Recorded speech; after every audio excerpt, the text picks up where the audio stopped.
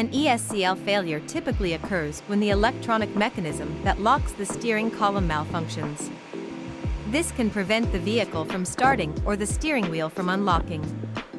Common symptoms include an inability to start the car, where the ignition might not turn on, or the car might not recognize the key fob.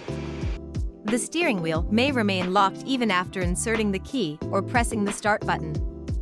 Additionally, the dashboard may display error messages or warning lights related to the steering lock system.